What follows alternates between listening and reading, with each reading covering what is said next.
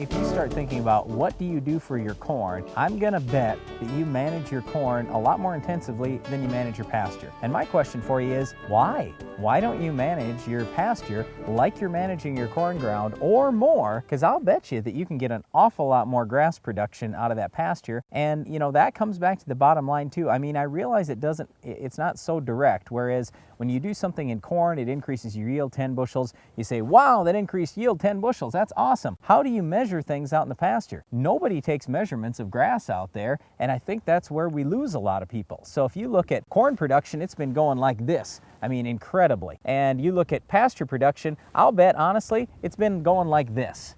It's been just flat. Nobody's doing anything. People aren't fertilizing enough. Nobody's soil testing. Nobody's tissue testing. Nobody's using plant growth regulators, fungicide, insecticide. Well, seriously, nobody's even looking at that stuff. I would not say nobody, but I would say very, very few people are doing that. And that's what we wanted to talk about today. Just get out of your rut that you're in and open your mind to some new practices. Okay, here's where this whole thing starts. Soil testing. We really strongly encourage you, do at least a little bit of soil testing out in your pasture. I know it might seem crazy to you at first, but we've been doing a little bit of that in our pastures, and we're actually renting our pastures out. But you know what? We can get more money in terms of rent if we have more grass production every single year. So I'm willing to spend a little money on soil testing, and let's talk about what we found. This is just like raising crops. If you say, well, you know what, ground is so expensive, I can't afford to buy more ground, I've got to do a better job with the ground I have. Yep. Same story with pastures. And you say, wow, I just don't have enough acres of pasture for the cattle I want to run out there, or whatever the case may be. You have enough.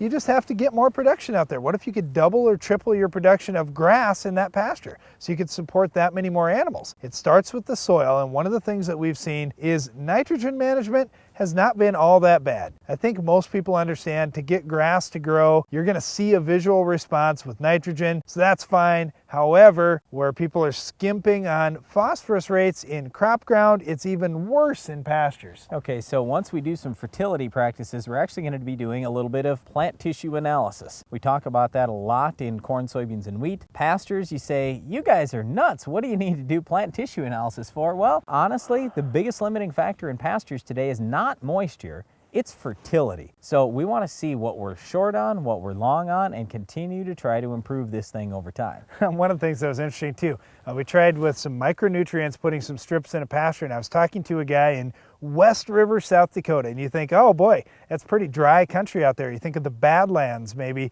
Yeah, so you know what? If you can get more grass to grow in your pasture, it's a really big deal in dry country. And they tried putting some micronutrients out there, and the animals ate the grass more to the line where the micronutrients were. I mean, this is something that's pretty cool. We have not tried that on our pasture yet, but it's something we're going to try this year. So maybe we'll have some pictures of cattle standing in a line out in a pasture eating grass.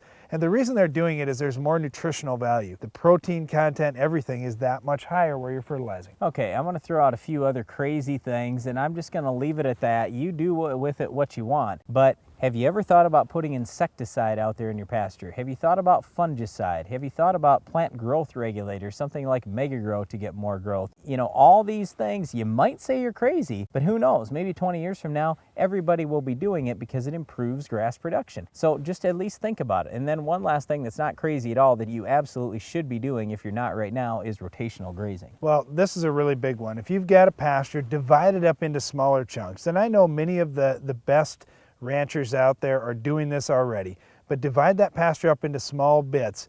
Then you can put all your animals into one small section of the pasture, let them graze their hard for 1 day, maybe 7 days, something like that, depending on where you're at and what kind of grass production you have. Let them graze one area just for a small period of time, then move them to the next section and block them in there. So they focus where they're grazing on one spot, and you give the rest of the pasture time to recover and regrow. It will help you get more production out of that pasture. You'll get better gains on your animals. Yeah, and in some cases, a lot more production. Well, there's a lot to talk about with pastures. The biggest thing is we want you to get out of your comfort zone a little bit, think outside the box a little, try some different things on your farm. Then you'll really be able to prove it to yourself once it works there, and look at return on investment. Don't just look at what I'm spending, look at what you're actually net gaining at the end of the year. Well, weed control is very important in pastures too, and one of the weeds that we face a little more commonly in crop ground than in pastures is our weed of the week.